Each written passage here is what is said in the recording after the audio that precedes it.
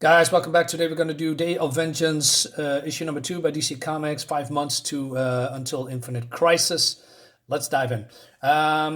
This is a part of the past where Spectre is going on a rampage, killing everyone who was doing something wrong. And I must say, Justiniano, who's the artist, I think he's phenomenal. There's a lot of small details in here. I mean, first of all, Spectre comes through the wall, and then we have this skull-faced. I didn't notice that first. The skull-faced picture, and then also here on the television. Basically, he's killing this man, and I must give also props. Well, if you can call it props, but I think DC has always more mature themes than Marvel, because sometimes they show stuff that I don't expect at all. For instance. We see here Spectre are going away. We see all these, I don't know, ravens or crows. And then I look a little bit down and say, oh, wait a minute. Those are fingers. This is an eyeball and other stuff. And oh, man, this is great. I don't know, just cool visuals. And, the mature themes of certain books from DC is more appealing to me personally. And while they're staying on the superhero stuff. And cool. So what's happening is that Spectre, he is now without a host. He is killing people with the smallest of wrongdoing. I mean, this woman is cheating on her husband, and then she's getting killed. William is stealing money from his mother, and he's getting drowned in gold or money. This woman is lying to her father, is getting killed by a giant scimitar, I guess. And this one is cheating on his taxes, got a giant ball pen, and look at this face of the Spectre, all angry and with the, the skull, and it's just great stuff. And so he flies away, and then he feels a presence, and then he reveals their presence using his powers, and then it seems that Eclipso, in another form, follows the Spectre, and the Spectre doesn't recognize him or her in this case. And he says, who are you? As he said, I'm Eclipso. Do you remember me? I said, the name is strangely familiar, but I can't quite determine it. So, and basically what's going to happen, that she is manipulating, because that's the perfect way to do it, the Spectre, and that he desperately needs some kind of a human host. That's what he longs for. And she says, well, no, I'm already crowded. It's already crowded in here. That made me chuckle a little bit.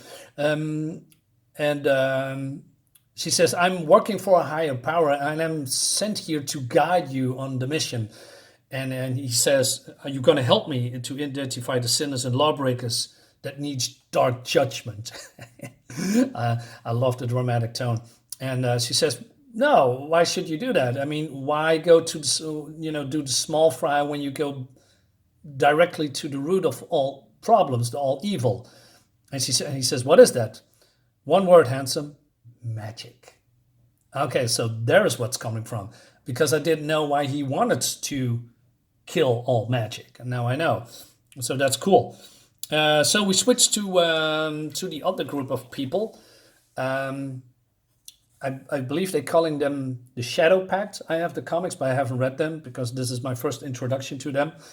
And although the word Shadowpact is not mentioned here, but since I have the comic, I know a little bit who these characters are, except for these two. I don't know who these two are. I know this is the Enchantress, this is Ragman, this is the Blue Devil, and I must say, I really like this incarnation of the Blue Devil. When he was created, he has some silly costume, and he looks, I don't know, the goody good guy. Doesn't do it for me, but all dark and leathery, and I don't know, it's just make him more dangerous and imposing. Looks cool. And she has tried to make contact with the Spectre, try to, I don't know, figure out what's going on. Not sure why you do that, because if you make contact with the being that wants to actually kill you, and maybe then know where you are, I don't think that's a good thing. And even Detective Chimp says that. And then these guys here, he's the bar owner, he's the bouncer. So said, what are you talking about? You must be drunk again. So Detective Chimps explains, well, isn't it convenient that every magical being is here in this bar where, I believe it's called the Oblivion Bar, where all the magic beings are right now. So if the Spectre figures it out, where we are, so basically we can do one swoop and kill all the magical beings. He said, yeah, okay, well, that's good. So they decided to send all those magic users away, and then they are looking for the Spectre. Yeah, that's probably a good idea.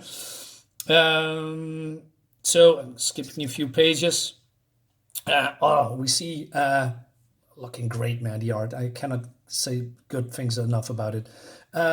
He's battling now the Phantom Stranger, but what I didn't know, I figured it out. Oh well, not figured it out. I It's been explained to me a while ago that the Phantom Stranger, I always thought he was some kind of an enigmatic character, and we don't know nothing about it. And little by little, we know a little bit more. But it seems that this guy is actually Judas. You know, Judas that betrayed Jesus Christ. This is now, that's him. He's now become the Phantom Stranger as some kind of a punishment from God or something like that. If I'm wrong, just leave a comment below and tell me otherwise, because that's could be wrong. But as a punishment of God, so that he needs to roam the earth as a punishment for what he has done.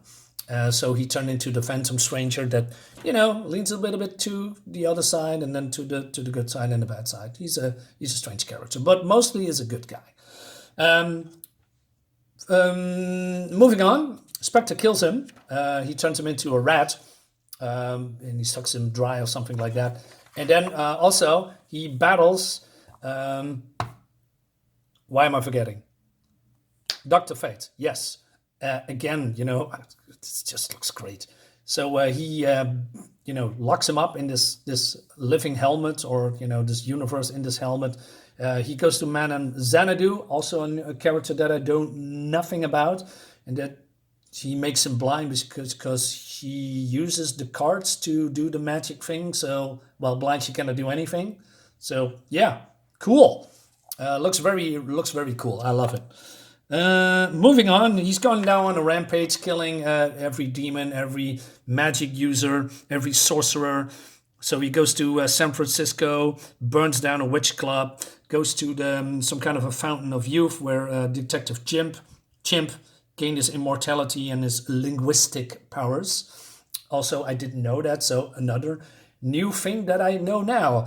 I mean, that's why I'm reading these older comics that I haven't read before, or because I have no clue who these characters are. So for me, these are new comics, and I'm enjoying them very, very much. Not always. I mean, there are some new comics that I think, sometimes it's a hit and miss, but mostly I'm enjoying the hell out of it. That's great. And that's what comics about, right? That's why I'm doing this. I'm enjoying doing this, making reviews, talking about comics, learning about these new characters, talking to you guys. I just love it. It's just great. So we see the Shadowpact in the woods, and Blue Devil says, "Do we have actually a plan?" So this guy, I do not know the name, but it seems some kind of an ancient, I don't know, knight or something. He says, "Sure, attack Eclipso with everything we've got and hope to overwhelm her with surprise and numbers. And when she's defeated, we pray that the Spectre quickly comes to his senses before he squashes us like bugs." That makes me chuckle. So Detective Chimp says has a plan, but he needs this woman to do it. And she can teleport or something. She's very angry because he uses the word... we need number 2. She's being offended by that. So he teleports away for reasons that I don't know yet, and he leaves the rest behind. Then Enchantress wants to have a private world with Ragman, and she pulls out a gun. And she said, "What are you doing with the gun?" And she says, and this looks fantastic, she says, "This is a special gun, a gun that penetrate my magic and my defenses and my wardings." Because he says, sometimes, like now, I'm good and responsible and safely vanilla, but sometimes I'm not.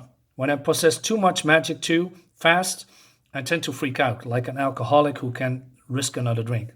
Yeah, that's cool. I like that explanation. Only I get mean and very bad and joining the dark side. Part of the melodrama, but it's true. I turn evil. I love this picture here with the gun holding and this dramatic hand pose and her eyes going all evil. Looks great.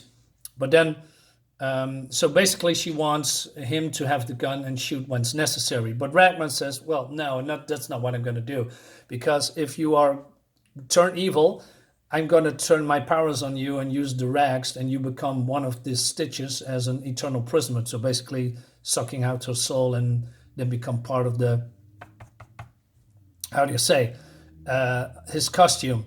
And but she says, do you think it's going to help? Well, that's not what he says, but that's, you expect me to use it on you if you, she says, yeah, I'm hoping that the fear of having my brains go splash all over the scenery will help me focus, keep me from losing it. So yeah, so instead of, hey, it's going to happen and you need to shoot me, it's more like, oh, this put the fear in me. So, and I hope my fear will, help me not to turn evil. I like that part, because mostly it's, here's the thingamajig. You need to do the thingamajig and kill me with the thingamajig when I turn evil, and then mostly that happens. I'm not saying that she's not going to turn evil, but that's saying that she's going to prevent herself, or by using the gun, or someone using a gun on her. That's cool. I like that. I just like that. So Ragman is feeling a little bit more heroic and says, don't worry, I do everything and I believe in you and you're not going to turn. And then then he does this. He kisses her, and the face on Enchantress, man, it's cracked me up. And she says, what was that? I said, what I thought. He said, don't you ever do it again, or else. Oh, that was funny. And then she does this. Wait a minute. So she comes back and says, do you know what Ragman did over there? He kissed me. He actually thought we shared a moment. His face. And Blue Devil says, burned.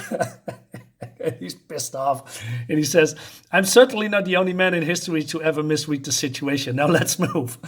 And I feel for this guy, because I personally have been in that situation also. Trust me, it sucks if you try to kiss a girl and then she doesn't want you, or you misread the situation. I can't get out of my words. So the last image that I'm going to show you, and there's a couple of here after that, or one or two, that Spectre is battling a very cool battle between him and Shazam, and well, he is it looks great. It's just fantastic. And then basically the Shadowpact wants to take on Eclipso, and that's basically the last page. So we're going to continue this into issue number 3. I'm having a great time with this book. I love it. So guys, that brings us to the end of the book. 40 minutes in, it's too long, or not. Depends on what you like on that. Guys, thank you so much for watching. Give me a like. And, if you know this comic and all these beings and all these, characters, just leave something in a comment. It would be great. Guys, thank you so much. See you next time.